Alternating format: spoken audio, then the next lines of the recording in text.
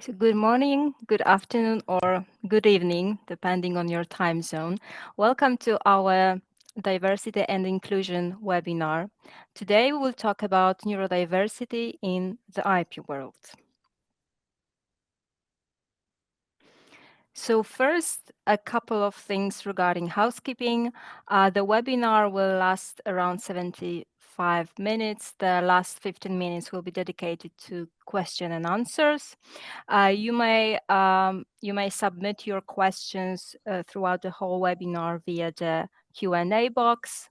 We will try to address as many questions as possible at the end. If you have any technical problems, please send a message in the chat box to AIPPI events. There will be also a brief survey after the webinar. We will be very happy if you share your feedback with us. Okay, so let's start. As I have just said, we will talk about neurodiversity today. But what is neurodiversity? It refers to neurocognitive variability within human population. It points to the fact that every human has a unique nervous system with a unique combination of abilities and needs. We may talk about neurodiverse variations such as autistic spectrum, ADHD, dyspraxia, dyslexia, and others. But we need to remember that even within these specific variations, there are no two human minds that are alike. In fact, there are endlessly different ways that human minds are wired. Yet, many organizations still operate on the false premise that everyone is inherently the same. This leads to treating neurodivergent people as exceptions rather than designing jobs and systems inclusively from the start. We will talk about this topic with our speakers, whom I am very happy I can introduce to you now. Tristan Lavender, Lisa Mueller, and Ina Schreiber.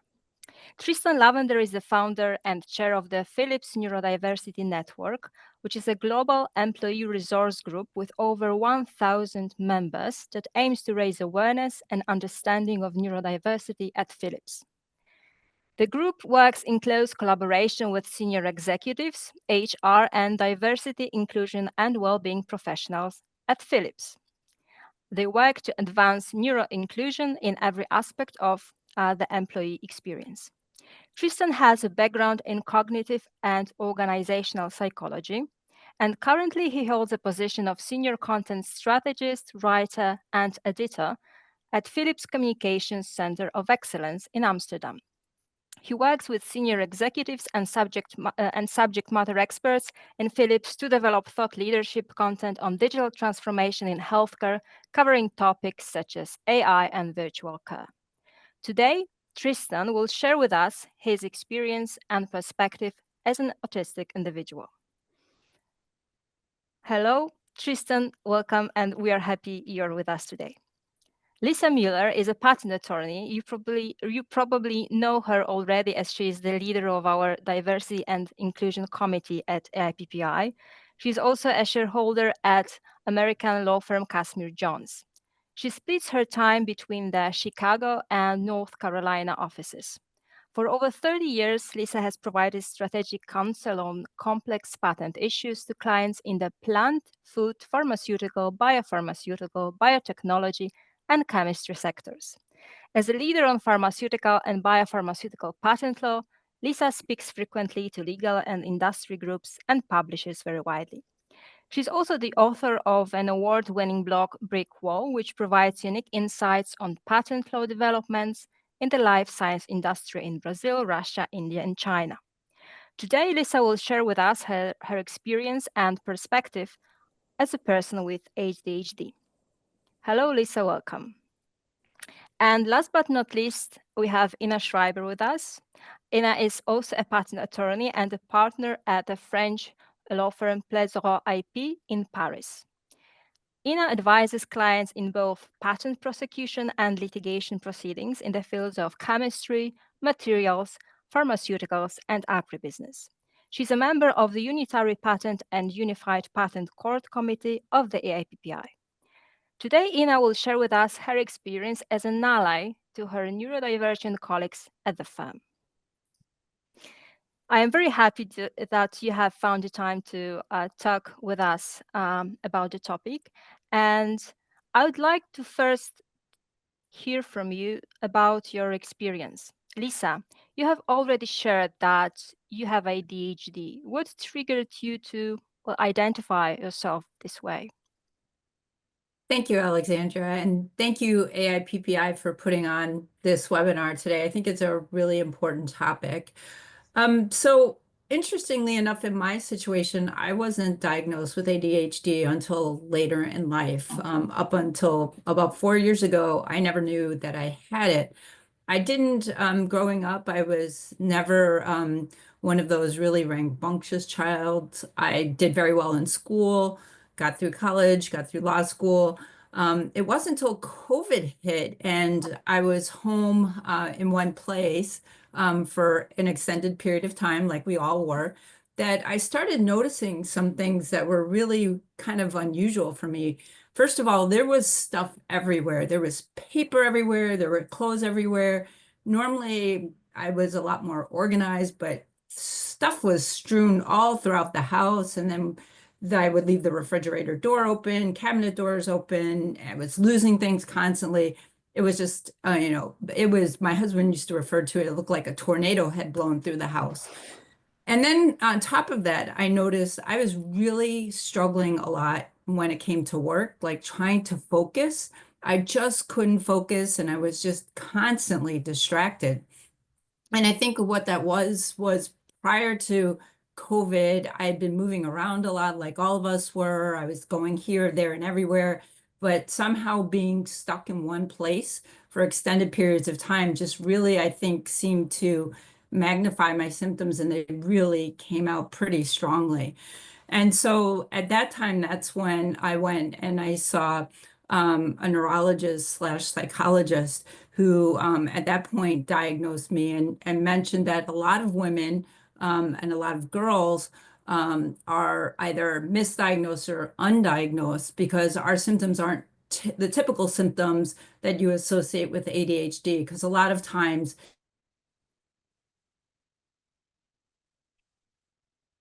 they're associated with little boys, very rambunctious, but with women and girls, our symptoms present a lot differently. And that was probably why a lot earlier on in my life, it was not caught because I didn't have the typical kind of ADHD symptoms.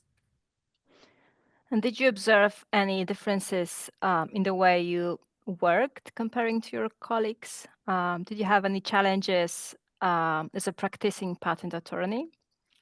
I did. I noticed things certain things were very hard for me to start. I mean, a classic one for me that I still struggle with every month is billing. I will put my billing off. I just won't do it. I'm habitually late with it. Compared to my other colleagues who seem to have no problem um, uh, getting their billing in on time.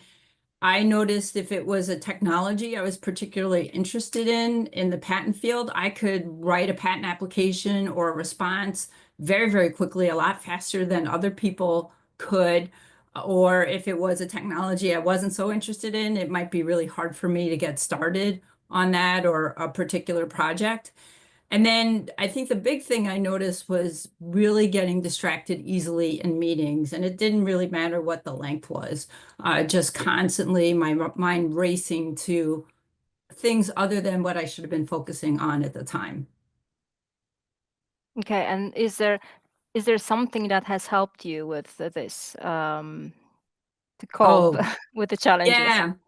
Yeah, there have been a lot of things that have been helpful to me that I've learned from others with ADHD. One of which is making my work area as distraction free as possible. So making sure that I really kind of have it bare bones. There aren't too many distractions. So that's the one key thing. Noise canceling headphones are very helpful. I can put on headphones or earbuds, and there's a lot of really great Headspace is one. There's a lot of great music and sounds that are specifically made for people with ADHD to kind of calm their mind and kind of help improve focus, which is something that I use a lot. I use lists for everything. We have our own, like, every patent firm docketing system, but I create my own docket that works for me in the way my brain works. My husband also knows if he wants me to do something, he will send me an email with a list and I will do it done, versus if he just verbally tells me to do something, chances are I will forget it and it won't get done. And then for meetings and things like that, I try and encourage the organizer of the meeting to allow for a break, even if it's just a couple minutes to move around. Um, that's really, really helpful. And then I use apps. Like, I even have an app going on my phone right now. One of the big distractions for ADHDers is our phone. And I've got this app that's running now. It's called Forest, where it actually, when I started, it plants a little tree that grows for like an hour. And it's telling me now, leave me alone. And it will say, go back to work, stay focused. That is another, there are some really good apps like that that can help with some of the distractions. And then using automated programs as well, whether it's billing programs or even for paying bills at home, as much that I can automate to automatically take care of things for me so I'm not responsible for doing them, so I don't forget to do them, has been very, very helpful as well. Okay, thank you. Actually, I know the Forest app, and I would recommend it to many. So thank you for sharing this. I'm just Yeah, it's very helpful if you are obsessed with your phone, because yeah, right now it's telling me go back to your work. okay. So yes, we will go back to our webinar then. And you said that you identified this quite late because you mentioned COVID.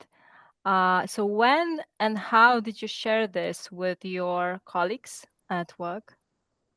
That's interesting question, because at first I kept it really under wraps. I didn't want my colleagues to know, because, and I certainly didn't want my clients to know, because I was worried that if a client got a bill and they saw I spent 10 hours on something, they might wonder, was half of that time she spent unable to focus on something? But then it just got really exhausting to try and mask my ADHD after a while, because not having the breaks and, not asking for the tools I needed, and people wondering why I was, using apps such as this, that I finally decided, I needed to speak up about it and, not be ashamed of it and just tell people, hey, I need a break, or, can you send me an email with what you want me to do, rather than giving me verbal instructions. So I started, asking for accommodations to help deal with the ADHD, and just decided that, it was just time, I think, because it was just getting to be too exhausting trying to pretend like my brain was functioning like everybody else's, since it wasn't. Hmm. Okay, thank you, Lisa. Tristan, what was your experience as an autistic person? When did you realize that you are seeing the world differently than your peers, maybe even majority of them? Yeah, great question. And I think I realized that very early already as a young kid. Like I always felt different from other kids, but I never really understood why. So I was actually diagnosed in my early 20s. So it also took me 20 years, more than 20 years to finally get the diagnosis. And I think for me, the biggest struggle had always been social interaction. And that is something that I particularly struggled with in university, which then led to a lot of mental health challenges like depression and social anxiety. And that is what ultimately led to the diagnosis and then gave me a better understanding of my differences. But then, yeah, echoing what Lisa shared, I was also concerned initially, like, what if I share this with others? So it actually took me a very long time to finally feel more comfortable opening up about this, because I was just always afraid that people would judge me because of my label. Okay. And were there any particular challenges that you have faced in your professional life apart from social interactions? Apart, I mean, I'm saying apart from, but I know that it's like quite often main part of our professional life. But were there some other specific challenges that you now, from the time perspective, you can see that yes, those were like specific challenges that I needed to face? Yeah, I think by far the biggest challenge for me already in school, but also later in my professional life, has been that I'm very susceptible to sensory overload. So whether it's noise or bright lights or even intense scents, like that is very overwhelming for me purely on a sensory level. So already in school, like in a busy classroom, I would get very anxious just from all of the noise. And later in open office environment, I struggled with that as well. So that has been the biggest struggle for me. Like, how do I manage that sensory overload? So for me, for example, it has really been a lifesaver that I have the flexibility to work from home most of the time now, because I can much more easily control my physical environment at home, something that I was never able to in open office environments with others, for example. Okay. And why did you decide then to share this with your community? What made you to make this step? Yeah, good question. So again, it took me a long time, 16 years actually. So for 16 years, I never shared it with anyone in a professional setting. But what made me decide to finally open up about it was that I felt it was also my responsibility towards others, because I was in a relatively secure position in my career. And, I'd met so many other neurodivergent people who were still struggling in silence. So I also felt it as my moral responsibility to give back to the community and be more open about my own diagnosis, in the hope that it could help lower the barriers for others to be more open about their differences as well. Okay. Thank you. Thank you, Tristan.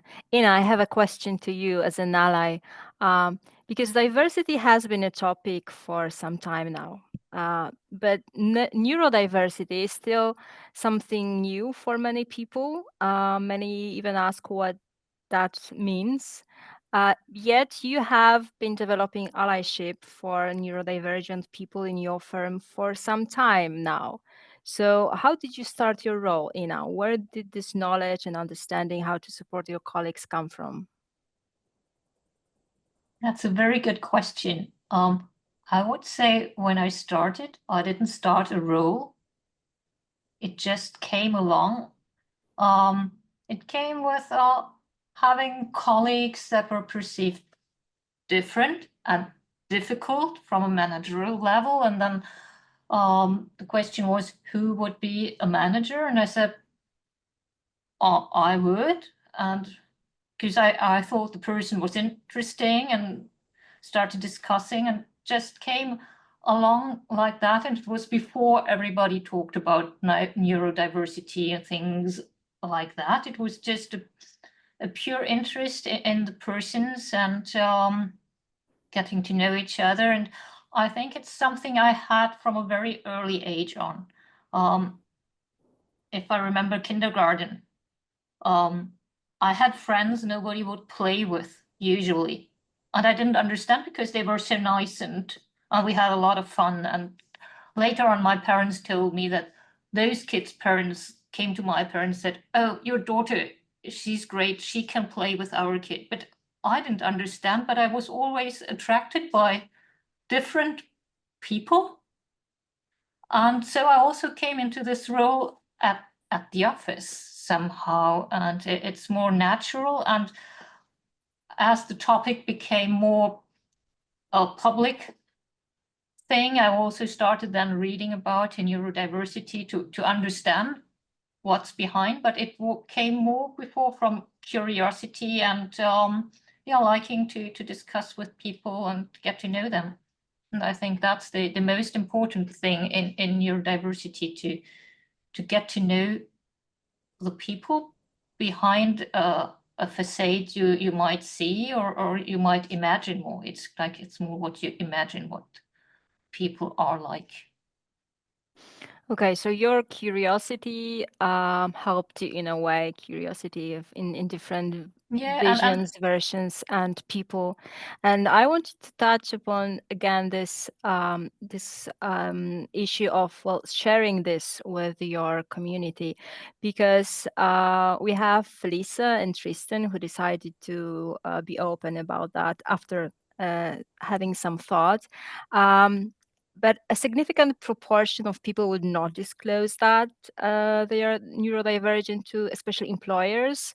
On the other hand, employers say that lack of this disclosure is sort of barrier for them to make adjustments. So Ina, what is your experience in that case? Do your colleagues share this with you or not? Most don't. I must say most don't, but and I wouldn't say I would be able to diagnose what kind of neurodiversity is in front of me. But I see that there's someone having different needs, someone who can't stand the AC in the room because it's too noisy. So you have to find a place with less noise, where the AC is not directly above the desk or things like that. They wouldn't share their whole life, but they will share bits and pieces of what makes them uncomfortable. And then you have to take it seriously, because we all know that we also have in the office the people looking for the best office space, and they will find each and every excuse to get to this one. But those, I think you can see quite easily. But the other ones for whom it's a real suffering to be in the wrong place, or to have too much noise, too much light or something, then the most important thing is not to know what they're diagnosed with exactly, but to help them and to make them feel comfortable. And eventually, if people are comfortable enough with you and their environment, they might be able to share. But I think we, as managers and employees, have to first put our colleagues in a position to be able to share. Okay, thank you, Ina. Tristan, based on your experience, is there any, let's say, advice or food for thought that you could give to those identifying themselves as neurodivergent and who are asking themselves this question, do I reveal it? And if yes, how to do it? Yeah, it can be very challenging questions, and I don't think that there's one magical answer because this is a deeply personal choice. Yeah. So there's no right or wrong. Everyone needs to decide this for themselves, and that decision can also vary at different moments in your life. I think a benefit, what I've experienced personally since I've been more open about my autism, is that it has given me a language to be more vocal about what I need to be at my best at work. So it can also help others understand what I need. But I will add as a caveat that I was already relatively secure in my position, as I said. So I would never have shared this like 2 months into my job, even in the same company, simply because I didn't experience that psychological safety yet. So I think it's also a very valid choice for someone to say, like, I'm not sure yet whether I can trust my manager or my coworkers with this information, so I'm going to keep this to myself. I think that's a very valid choice. And echoing what Ina said, I think ultimately from a managerial or from an employer perspective, it's not so much the diagnosis that should matter, it's the need that should matter. Because if that noisy air conditioning is bothering me, whether that is because I'm autistic or just introverted or for whatever other reason, the need is the same. And I think others can take that need seriously without me having to explain that through a diagnosis. Yeah, sure. Lisa, what's your view on this? Would you like to add something? Yes, thank you. I agree with what Ina and Tristan have had to say. I think in the law firm setting, there's a couple things. I think, first of all, there needs to be more education, because I think people are just so focused on the negative aspects of people who are neurodiverse. They see the fidgeting, can't pay attention, the air conditioning's bothering them. When really, there have been a lot of studies out there. JP Morgan, Tristan might be familiar with this, has this Autism at Work initiative, and they found autistic employees are 90 to 140% more productive and make fewer mistakes. So they're, just like all of us, we all have strengths and we all have weaknesses. Our strengths and weaknesses being neurodiverse are maybe just a little bit different than everybody else's. So I think it's the lack of education that's kind of hindering this. Also, it morphs into inclusion, right, in law firms and corporations. We want, and Ina touched on this, want to be inclusive. And I think that's the problem, because law firms have kind of just not for whatever reason, paid much attention to people who are neurodiverse. So they're unable, because they don't have that education, to create an inclusive environment for people who are neurodiverse. And, Tristan talked about, accommodations.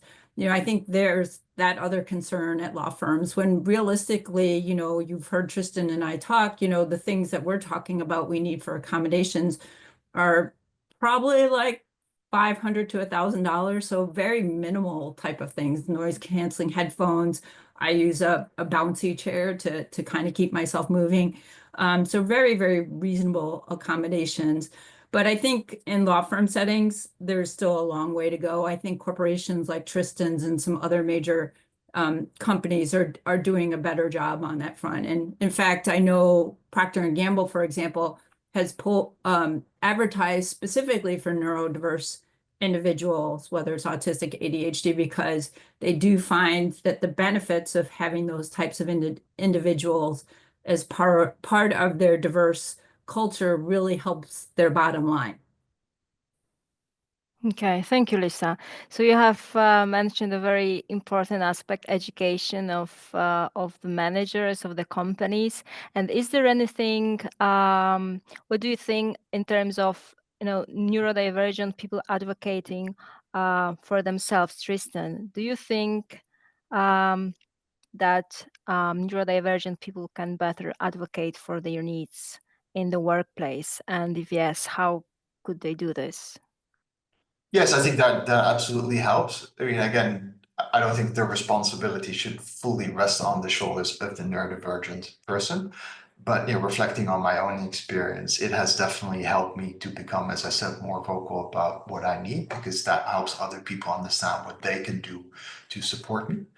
And what I hear from a lot of neurodivergent colleagues is that they actually struggle to articulate their needs. So I think it begins with understanding what is it that I need to be at my best. Because we can easily fall into the trap of thinking like this is what normal professional behavior is supposed to look like, and I should behave like that as well. But that may actually not be what you need to be at your best. So just to give you a practical example, something that I always struggle with as an autistic person is when I'm unable to prepare for something and I feel like I'm put on the spot in a meeting, for example, to respond instantly to a difficult question. Or if I enter a social situation where I have no idea what's going to happen, that's very challenging for me. So what helps me is to rely on preparation, whether it's by having a clear meeting agenda, clear pre-reads that I can study ahead of a meeting, or when I'm going to a social event, taking some time to understand what will happen during the event. That is really helpful for me. And yeah, that really begins by understanding that that is something that you need and being honest and open with yourself and then with others that that is what you need. Lisa, what do you think? Is our IP world of law firms any different in this respect? I still, like I said before, I think there's still a lack of education, and I think still very conservative when it comes to neurodiversity because it's not really understood. So I think, education, like I said before, is really the key. And I will say to people who are out there maybe listening who are ADHD but are afraid to speak up, that it will be okay if you speak up, because I was fearful of that. And I think sometimes you're so fearful of, not being accepted. But I think if you tell your firm or your manager, whoever it is, that you are a neurodiverse person and what this means and where accommodations and the things also you do well, it will be okay in the long run. There will be, kind of a transition type of period where everybody's kind of adjusting to it. But I would say don't be afraid of speaking up. It's too exhausting to keep masking. And the only way we're going to move our firms forward is by continuing to speak up and push for change, because otherwise we're going to continue being stuck in this cycle that we've been stuck in for quite some time. Thank you, Lisa. Ina, I have a question for you, and that refers to some point to what Lisa has just mentioned about the strengths because we've been talking about all these challenges, but there are also many strengths that people who are neurodivergent show at work. And based on your experience, have you observed particular strengths at work of your colleagues? Yes, I have. Depending on the people, a high degree of organization for certain very detail-oriented and well-prepared. Like Tristan said, he needs to prepare, and this also reflects in the work that's done afterwards, because it is really well organized, very clear to follow. I must say, in a law firm world, somebody giving advice this way, that's very precious, because very often we speak to clients who are not experts. So if you get a very clear, structured, organized work product, that's wonderful. And Tristan said that social interaction somehow can be challenging, but I also experienced that some of the neurodivergent colleagues are capable of creating very deep connections with clients, especially if it's based on a certain expertise, or like we're patent attorneys, Lisa and I are with scientists. They're capable of creating very, very strong bonds with the clients, and the clients really rely on them because they know whatever their counsel tells them, it's validated, it's honest. So I think there's a lot of high potential there, and what I appreciate very often is honesty and frankness.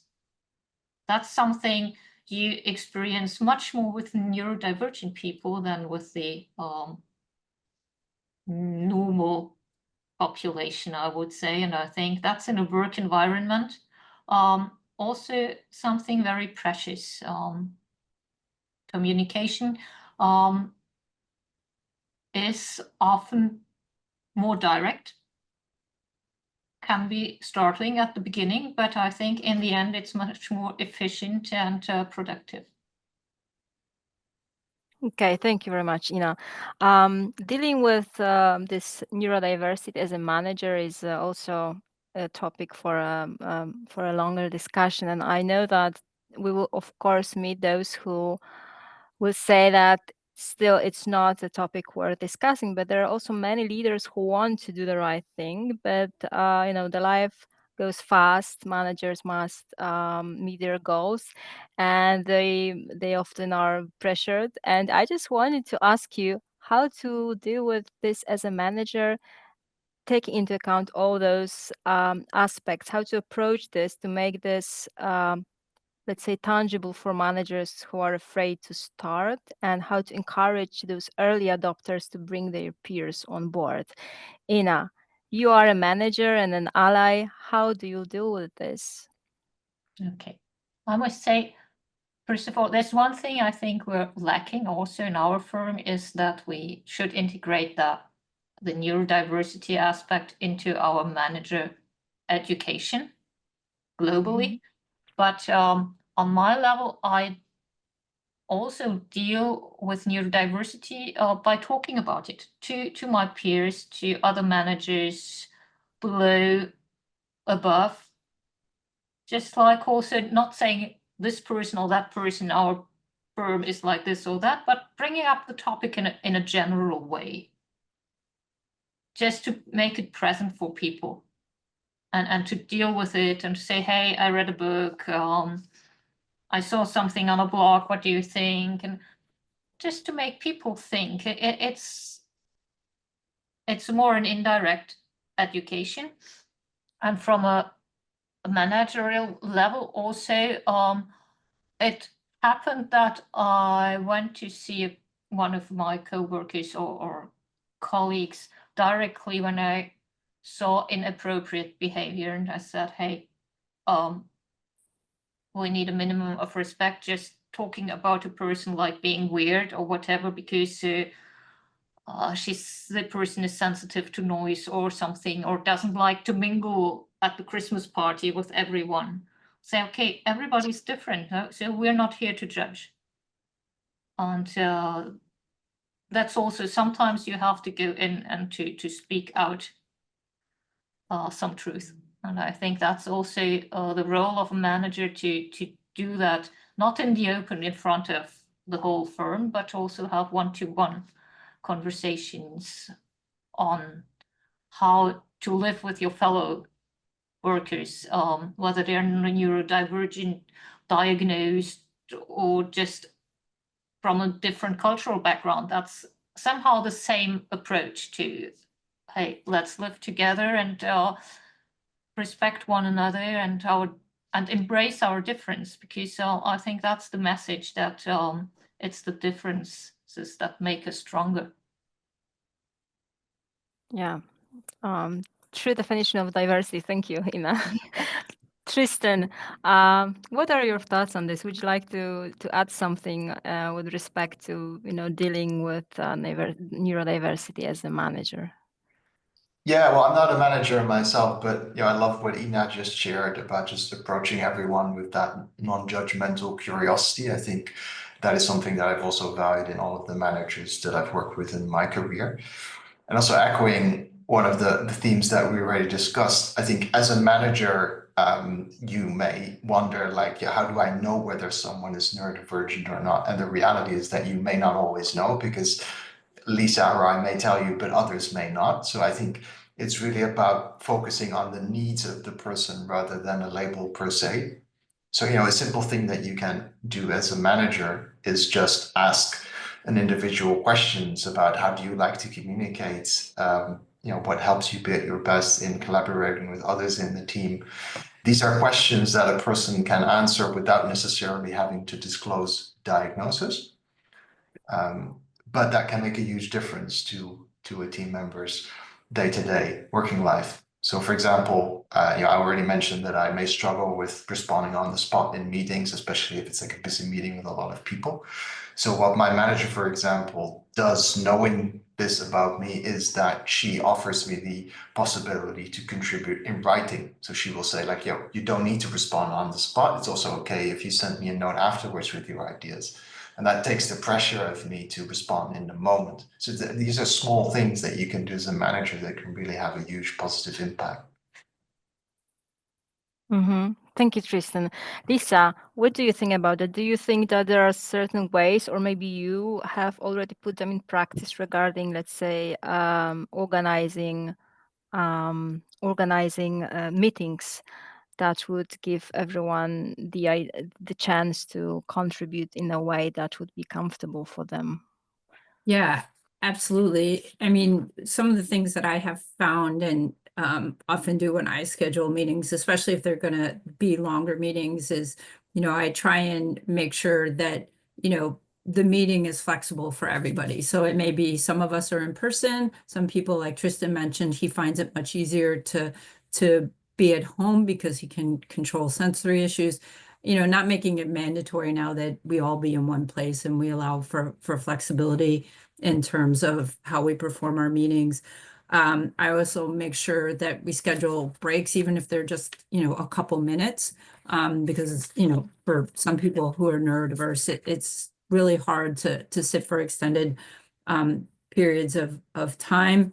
I make sure that we also have somebody who's taking notes, because it may be for someone who's neurodiverse that, you're following along, but then you may miss certain pieces of information. So having somebody take notes so you can kind of go back and look later is something that I do.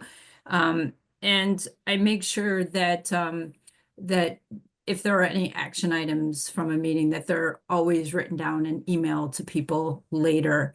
Because again, like I mentioned, it's hard for me if something's said to me verbally, I might write it down, I might write it down wrong. But if somebody else is taking those notes and then summarizing what needs to be done and then sends them in an email later, that's usually very, very helpful. So those are some of the things that I found when scheduling meetings and being in meetings, and then also speaking up if I need a break, if I'm really feeling distracted and having a really difficult time focusing, I will say, okay, can we just take a couple minute break? And sometimes it's just getting up and moving for just a few minutes is helpful to kind of reset my brain and then getting back to the meeting. So I would suggest some of those things for people who are organizing meetings or who might be neurodivergent, who struggle during meetings.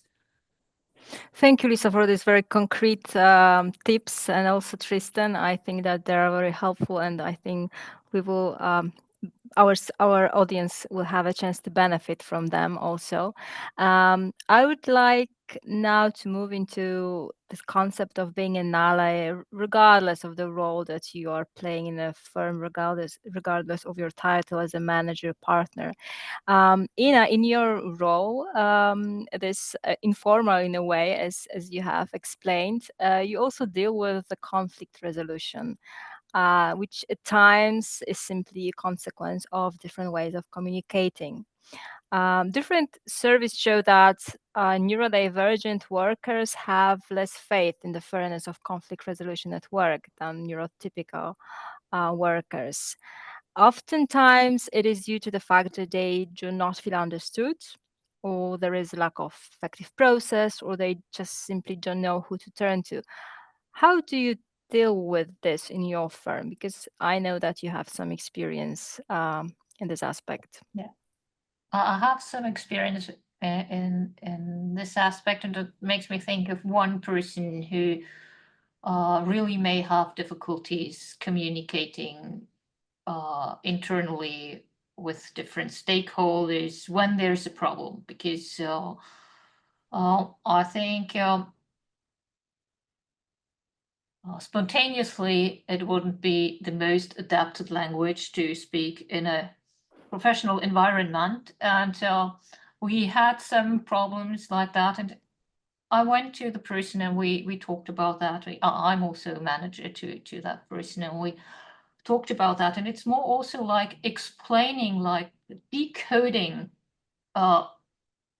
what is expected and how another person would read the email he or she sent, because for the person the email was neutral, like just facts, how it was in his mind. And yeah, I can understand that. And so we had like discussions on, okay, most of the people who read what you wrote, that's what they understand. So no judgment from my side, like, oh, you can't do that. But it's really like a translation, a different language. It could be Japanese or Chinese. It would be the same, like saying what you wrote in the language of the recipient, that's what you said. And then like, okay. And so now we have like a ritual. If there's something really hard coming up, and he's really annoyed, or she's really annoyed, like, then first we talk about it, and then I say, okay, so what you said, how would we write it to someone so that the other person can get it and is not offended by what you said, because what you wanted to say is absolutely legitimate, but it's just language. And so we trained that a bit, and it's now integrated on how you can say it. And it was even more difficult because it's a foreign language for the person, in addition to the communication problem. And yeah, it's investing some time, but it also creates a bond. And yeah, I would say it's not a big deal to do that. It's just identifying a need, and that was a need for kind of a translator this time. Okay, thank you. Thank you very much, Ina. Tristan, at Philips, you have founded the Neurodiversity Network, which is this employee resource group with over 1,000 members. This seems to be an amazing initiative and a real support. Could you tell us more about it? How did it start? What do you do there? And how did you manage to find so many members? Yeah, no, thank you for the question. So it started roughly 2 years ago, and that was shortly after I had decided to open up about my own diagnosis. And then as I started speaking with neurodivergent colleagues in the company, I realized that there was this huge need for community and finding a sense of belonging that a lot of neurodivergent people have often lacked throughout their careers because they often felt very lonely because of their differences. So that motivated me to then set up our employee resource group together with colleagues to, first of all, create that sense of community, give people that sense of belonging, a safe space where neurodivergent colleagues can come together to exchange experiences, learn from each other's stories. So that was the starting point. But then as our community grew, we also had the ambition to use that lived experience in our group to educate the wider organization and equip others like line managers or recruiters with the tools and insights that they need to contribute to a more inclusive work environment. So increasingly, we've also started developing, short training sessions and other ways in which we want to share our knowledge also with others in the organization, with allies like Ina, so that they can also take that message forward in the organization and learn new skills, things that they can do in their day-to-day interactions with neurodivergent colleagues to support them. And I think that has really resonated with a lot of colleagues within Philips, both those who are neurodivergent, but also a lot of allies like Ina, or a lot of allies, for example, who also have neurodivergent children or family members, and they may see their kids struggling in school, and they want a more inclusive future for their children. And if they can then start contributing to that by making a difference in the workplace, that's a great starting point. Yeah, thank you, Tristan. I think we can check whether we have some questions maybe to you from the audience, unless Lisa would like to add something to this. Actually, I had a question for Ina, actually Okay, yes, sure. You mentioned social interactions, and maybe Tristan, you want to jump in here too.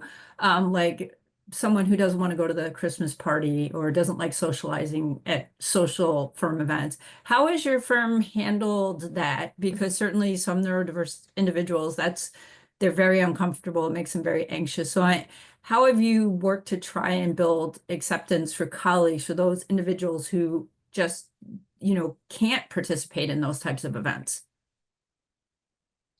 I think it's not an obligation to go to those events. It's a proposition from the firm to the employees to have a good time together, and majority of people enjoy those times. But there may be neurodivergent people who don't want to go, but there are also normal people who don't go to these events for various reasons, because useless spent of money, things like that. You might hear a lot of things. So in the end, it's from our firm's point of view, it's up to everyone to decide whether he or she wants to participate or not, and there's no judgment in you go or you don't go.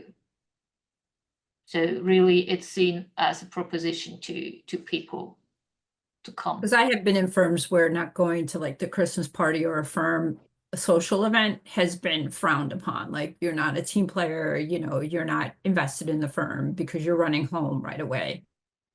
Curious how your firm, so it sounds like your firm, it's not going to be held against you if you don't No, absolutely, it is not. And we have I personally know colleagues who have been in the firm for over 10 years and they've never gone to any social event, and they're still good colleagues and appreciated. And it's not like they don't work in a team, but they're not at ease. So not a problem if you don't go. And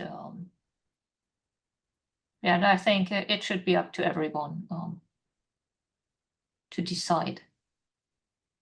If I can add, I love the question, Lisa, and I also love your answer, Ina, because Lisa, I think this is a real pain point for a lot of neurodivergent people. It also happened to me at various points in my career, even during performance evaluations, that I received this feedback like, hey, you are doing great work, but you're not joining us for team dinner. So I think there's still a lot of unconscious bias there that we need to address. And I think, again, a simple thing that a manager can do is just be very explicit to a team when they're, for example, inviting them to a team dinner. This is optional for those who enjoy this kind of experience, but it's perfectly okay if you're not joining us. I think you need to make that explicit as a manager, because if you don't make it very explicit, there will always be team members who are just concerned about what will happen if they don't join. Yeah, and you even might have other team members talking negatively about those Exactly, not yes. joining. I've That's seen also that the in risk if firms. you Yep. don't make Yep. it explicit that it's optional. Yeah, I've heard it in firms that that person never goes to any social event, and they obviously, I've heard it from firm management. They're not invested in the firm. That's why I was curious and wanted to ask the question. Yeah, and I think it is also often rooted in sort of one perception of people interacting socially. Whereas I think, for example, I know from a lot of autistic people that they're very strong in one-to-one conversation. I think, Ina, you also alluded to that with colleagues who are really that trusted partner for your clients, precisely because they're very good at establishing that one-to-one connection. But that same person may struggle tremendously during a Christmas party because of sensory overload, too much going on. So I think we also need to broaden our view on what does it mean for people? What does social interaction mean? It can take many different forms, and different people excel in different ways of interacting with others.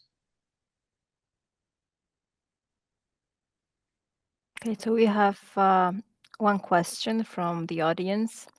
How not to fall into the neurodiversity washing trap? So people observe that a lot of companies are setting up neurodiversity communities, but nothing happens beyond the branding. Would you like to say something about that? Any of you? Yeah, I think it's a very valid question. And I always try to be open and transparent as well, in the sense that, I represent Philips, but I see in my day-to-day work as an employee resource group lead that Philips is far from perfect on this front either. There are a lot of things that we can improve and must improve.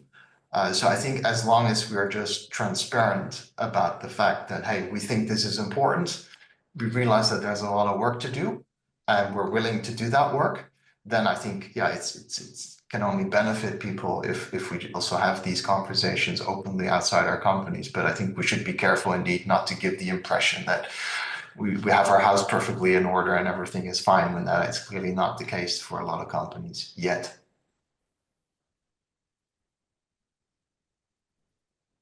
Ina, Lisa, would you like to share your perspective?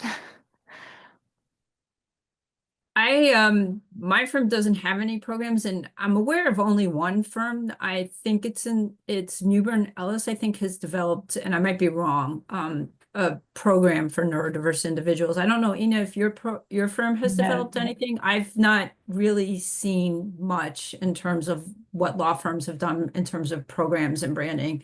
I think it's still woefully behind, like where Philips is and what Tristan's done there.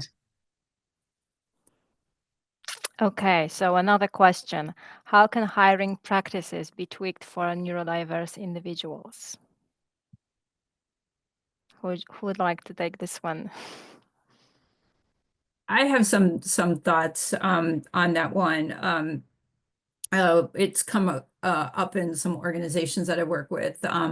Some of the things that we've seen companies do is when they prepare job descriptions, they only list essential skills. There are certain words and phrases that I think give neurodiverse individuals some anxiety, things like good team player, excellent communication skills. So taking some of that type of language out and just listing, what skills are essential for the job, I think are helpful. Making job descriptions clear and avoiding jargon, because a lot of times that's confusing for people who are neurodiverse. And then I think offering alternative methods to apply for a job. Written applications may not be for everyone, so maybe give somebody the chance for a video or audio application process. And then I think when you are actually interviewing the candidate, much like having a meeting or an office that's distraction-free, talk with the person, the candidate, and ask them, do you want to come into our offices? Here are the exact directions of where you want to be. Or do you want to do it via video? Is that more conducive for you? And also give them the questions in advance. Tristan mentioned that for him, he does very, very well when he can prepare for a meeting, but not so well when he's called out on the spot. So I think that's helpful for people, and just make sure you give them plenty of time. And the other thing I would suggest is multi-part questions also sometimes can be really hard for neurodivergent people. So just ask the questions kind of, one by one in a direct manner rather than asking compound or really complex questions at once. I don't know, or Tristan, if you have any other suggestions on top of those. Yeah, I think these are fantastic suggestions. And if I can just add one tip, I think it is also being mindful that certain behaviors may be unexpected for you, which may not necessarily reflect someone's capabilities. So, for example, a lot of autistic people, but also some people with ADHD, struggle with maintaining eye contact in conversations in general. So that may also something that you then observe as a recruiter in a job interview, and that can unconsciously easily lead to conclusions like, hey, this person is maybe less capable, they're not fully engaged in the conversation. Well, in fact, it may just be hard for them to focus when they're looking a person in the eyes. So it's also being mindful, I think, of these behavioral differences and being able to separate them from the actual capabilities that are needed for someone to perform well in a job. Okay, thank you. We have another question, very typical, I would say, for the post-COVID era. How to provide a sense of stability to an autistic person at the times of the hot desk practices? Very concrete question. Any ideas, any advice, or anything that we could tell our audience? I must say we don't do hot desking. Okay, yeah. And not only because of neurodiverse people, because of anybody, and as long as we can avoid, I think every person needs a place to go to, and most people are reassured when they know where they go in the morning. So we decided not to have that, and at least for the days you said that you would be in the office, you always go to the same place, or at least you know in advance where you go. There's no surprise arriving in the office and then having to look where you can get a desk and a chair. So I would say, just out of respect for anybody, hot desking might not be the best of ideas, and so I so can we add to don't that have that issue. I do that in our office in North Carolina, and my recommendation is if you know where you're going to be, to try and just book everything in advance, which is what I do. So then I know where I'm at and where I'm going, and there's no question to your point, Yeah.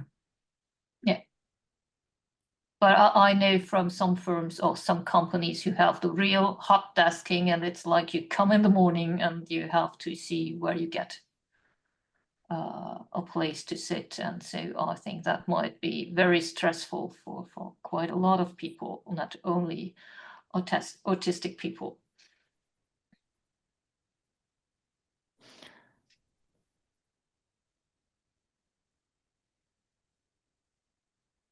Let me just check.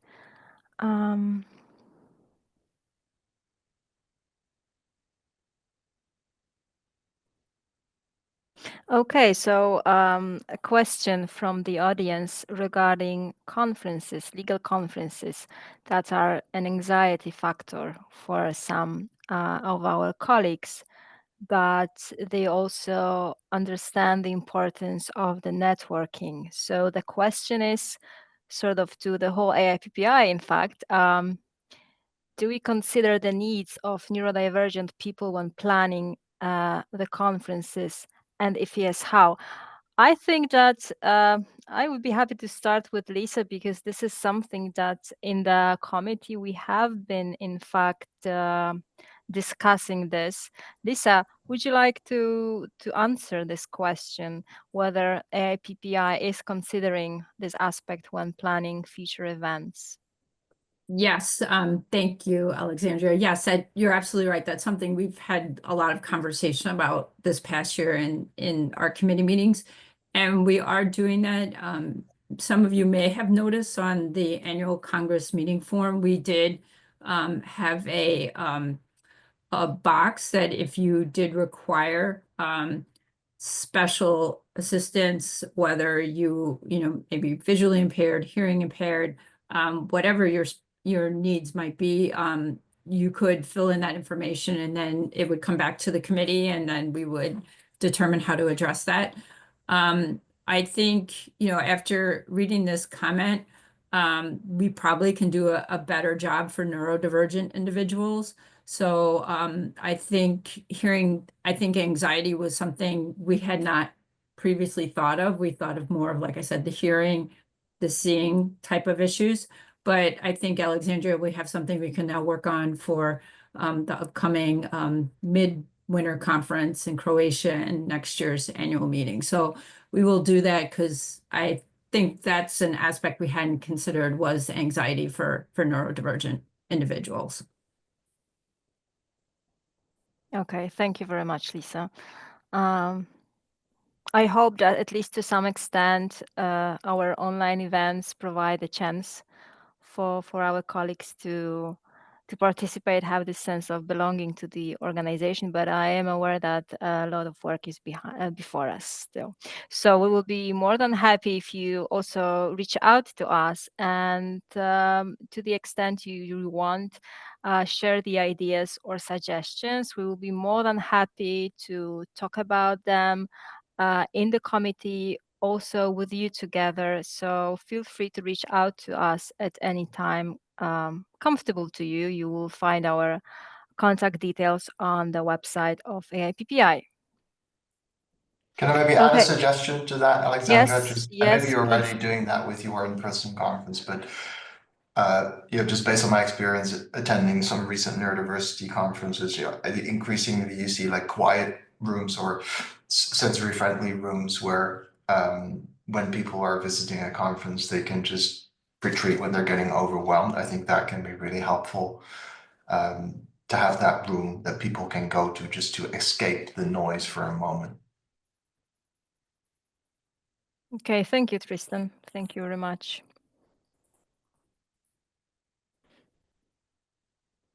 Unless you have any questions to each other, I don't have more questions from our audience. You can add maybe one observation that occurred to me earlier. I Yes. think, because I think what has been great about this conversation is that, you know, you've all heard from different individual perspectives. We've discussed the role of the manager. But if I can add one dimension, I think it's also about encouraging more open team dialogues about every person's unique needs and challenges. For example, you know, Lisa alluded to the importance of, you know, running inclusive meetings, and she mentioned a few things that she does as a manager. But sometimes different team members may also have different needs, and when you don't know that about each other, it can also very hard. It can be hard to know what the inclusive thing is that you should do. So, for example, in virtual meetings, some people may want to switch off their cameras because they feel more overwhelmed or anxious when they're on camera in back-to-back virtual meetings. But then there may be other neurodivergent colleagues who actually rely on the visual cues. I recently spoke to a colleague with auditory processing disorder, for example. She really relies on the lip reading in virtual calls because she can otherwise not follow the conversation. So by having an open team conversation about, okay, how do we feel about having cameras on or off in a meeting, you can also better understand each other's needs and then also accommodate each other better. I think that's just one additional consideration that I wanted to offer, to have that team conversation. But what does everyone need and how can we meet each other halfway when needed to ensure that everyone feels comfortable? I don't know if that resonates. Yeah, thank you very much, Thank Tristan. you, Tristan, for sharing that. That's a very good And I idea. think it's a good takeaway, I think, for all of us, more discussion, open discussion, and talking more about the needs, not the labels, because those do not give us much help, as I see. Okay, thank you very much to all of you for your time and for your contributions. To all our attendees, I would like to say also thank you that you have found the time to join us today. I would like to invite you on behalf of AIPPI to the next webinar, which is organized by young members of AIPPI Germany on 9th of December this year. You will receive more information soon. You may keep an eye on AIPPI LinkedIn and the newsletter communication that is going directly to your inboxes. You may also now want to consider, or at least, or even more, register for the AIPPI midterm meeting. Until 26th of November, you may benefit from the super early bird registration fee. And AIPPI would like to invite you to join all of us in Croatia at this midterm meeting. So this is everything from now. Thank you very much and enjoy the rest of your day. Thanks, everyone. Thank you. Thanks, Have a good everyone. day, everyone.